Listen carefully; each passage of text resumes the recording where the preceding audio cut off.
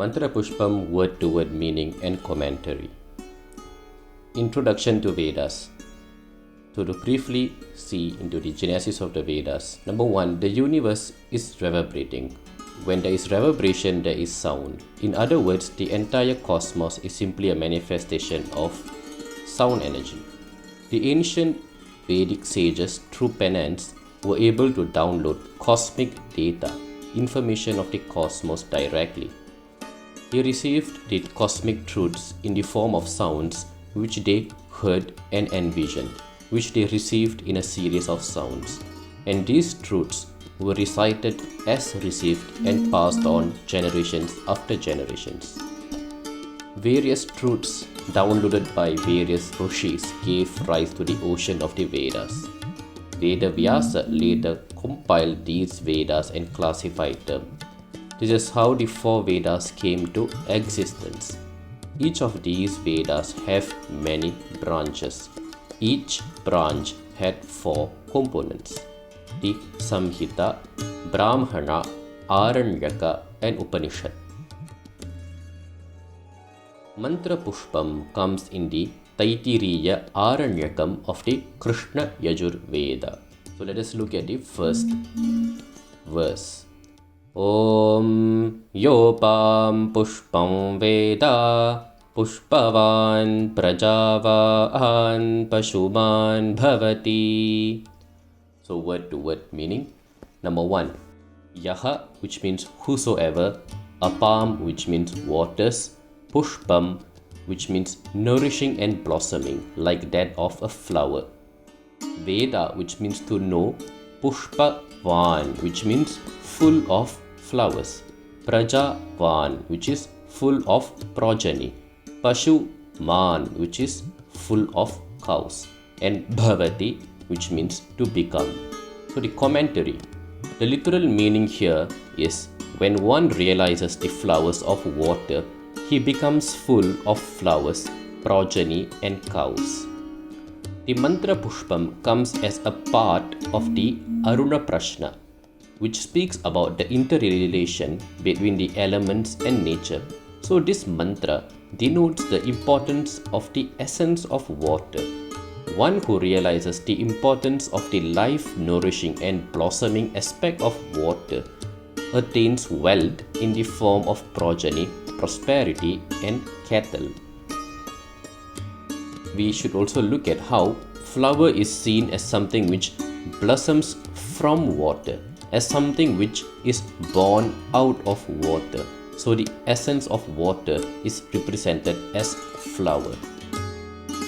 This is historically evident as we look at the ancient civilizations which reached its peak when people settled near rivers. The Vedas have many dimensions of truth to them, so let us look at a profounder meaning than what we have just seen. Pushpam can refer to any aspect which blossoms and nourishes.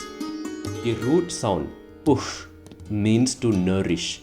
In the Vedic tradition, water is seen as a synonym to the state of absolute reality, which can be interchanged with other terms like absolute consciousness, God, Godhood, Atma, Paramatma, anything. And in fact, the word Narayana literally means one who has waters as his abode. It comes from the breakdown of Naraha, which means water, and Ayanam, which means abode. Water best represents the state of Godhood or Atma or absolute reality. See, water can be in the form of a wave, like the wave of consciousness, which is all pervasive.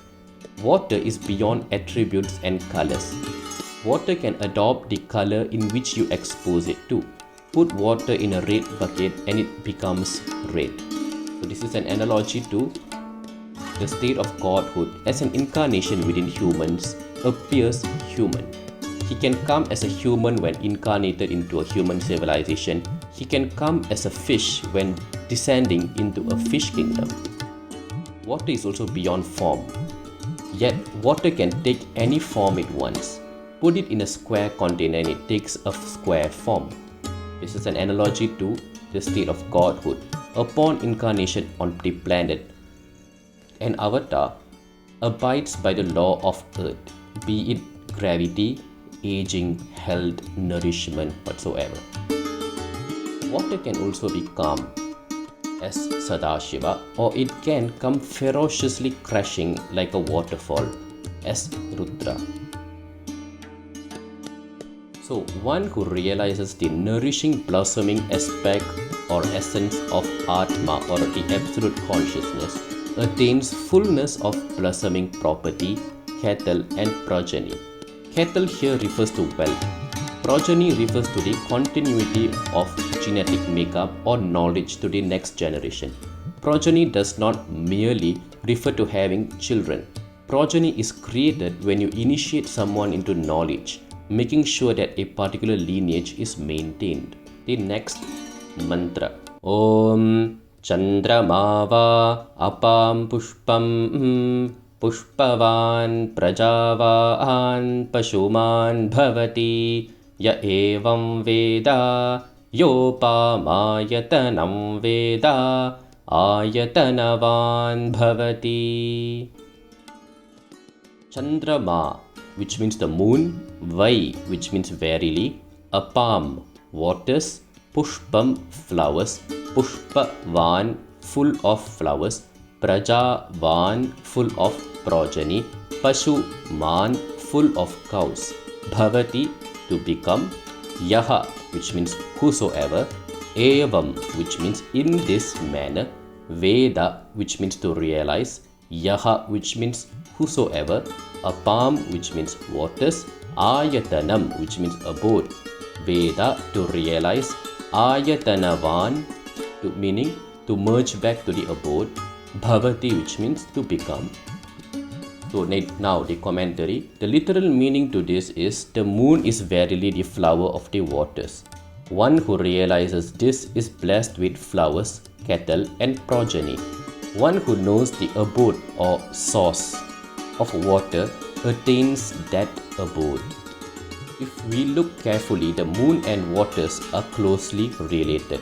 The moon's gravitational force pulls the oceans to cause tides. The high and low tides are influenced by the waning and waxing of the moon. So one who understands the nature of the sea in accordance to the waning and waxing of the moon can safeguard his properties and people from floods. This knowledge verily enables him to accrue wealth, progeny and prosperity. One who realizes the abode of water attains that abode. In a profounder understanding, the moon is a representation of the mind. The Vedas, particularly in the Purusha Suktam, we find a verse which describes the moon as having born from the mind of the cosmic person. In the verse that goes, Chandrama Manaso Chataha. The mental activity relies on the waning and waxing of the moon. This is why Hindus use specific tithis to perform specific sadhanas. For example, a full moon hypes the mental state. If you are meditative, your experience heightens during full moon.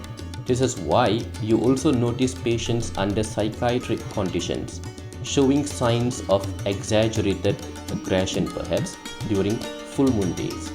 The state of Atma or absolute reality, which is represented as water in the Mantrapushpam, because the mind can be utilized for spiritual awakening.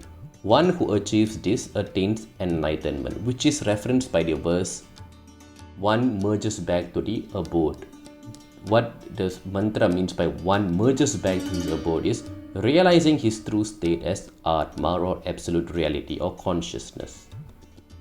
In fact, let us take a glimpse from the Narayana Suktam of the Krishna Yajur Veda in Taittiriya Aranyakam. There's a beautiful mantra which goes as Narayana Paro Dhyata Dhyanan Narayana Paraha, which simply means the one who is meditating upon Narayana is verily Narayana.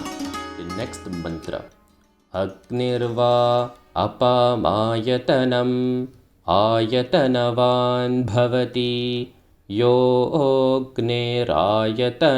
वेद आयतनवान् भवति आपो वा अग्नेरायतनम् आयतनवान् भवति य एवं वेद योपमायतनं वेद आयतनवान् भवति. Agnihi, which means Lord Agni, Agni Bhagavan. Vai, which means verily. Apam, which means waters. Ayatanam, which means abode. Ayatana Van, which means mergence back to the abode or source. Bhavati, which means to become. Yaha, which means whosoever. Agnihe, which means from Agni Bhagavan. So commentary, at a literal level, this stanza reveals fire as the source of water. One who knows the abode of fire attains that abode. Verily, water is the source of fire. One who realizes this attains that abode. One who realizes the abode of water attains that abode. So let us look at a reference from the Taittiriya Upanishad of the Yajur Veda. We have to look at the second chapter of the Upanishad, which is the Anandavalli. So the verse which goes, Tasmad va etasmadatmana akashas sambhutaha. This simply means from Atma came ether or Akasha. Akasha is often misinterpreted as space, but it is the right English terminology would be ether, and we will look at what ether means. And we have other mantras which follows. Akashat Vayuhu Vayoragnihi Agnerapaha Adbhyaf Prithvi. So these mantras further expound that from ether, which was born out of Atma, emerged Vayu, air, and from Vayu arose Agni. From Agni arose water, and from water came earth or Prithvi. We even have the genesis described in the Vedas. For this, we have to look at the Purusha Suktam. A similar truth is also expounded here in the verse of the Purusha Suktam. Adbhyas sambhutaf prithavyai acha. This verse talks about how Atma, or the absolute reality, at the initiation of the observable or the material universe, took form of ether. To give another analogy, when we see pure energy being condensed, it forms matter. So the subtlest form of matter is ether. Ether or Akasha then further condenses to form air or Vayu, which then further condenses to form Agni, which then further condenses to form water, to further condense into earth. So we can see this sequence as something which is going from the subtlest aspect to the most gross aspect. This whole work of subtleness to grossness is expounded in the Vyahritis of the Vedas. In the mantra Om Bhur Bhuvassuvaha, Bhuhu, which is the grossest manifestation, and Swaha or Suvaha is the subtlest manifestation.